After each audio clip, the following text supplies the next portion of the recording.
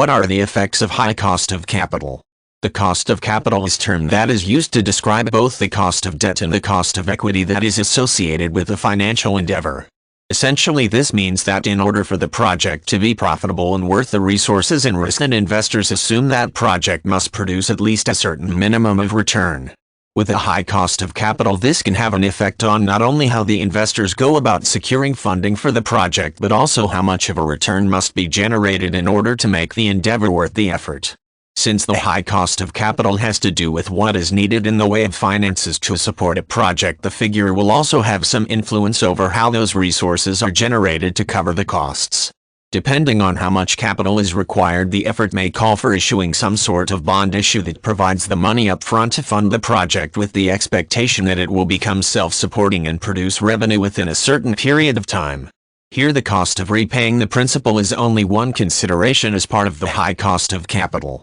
It is also necessary to project the amount of interest payments that must be made to investors, as well as the costs of managing the bond issue from the date of creation, all the way through to the maturity date. Other means may be used to manage the high cost of capital, such as using a business line of credit, obtaining a business loan, or even factoring the accounts receivables of an existing business in order to secure the necessary funds now rather than later. With each solution, the effect of the high cost of capital is that those solutions may or may not be feasible depending on the projected return of the project and the amount of expenses the borrower will incur. For this reason, accurately projecting not only the costs associated with the borrowing but also when and how much return will be realized to manage the debt is very important. Ideally, the high cost of capital is offset by returns that cover all capital expenses and still leaves a considerable amount of profit for the investors and company owners. Since only those directly involved can decide how much profit is considered acceptable in terms of the risk and expense associated with the endeavor, it is necessary to set specific goals for those returns.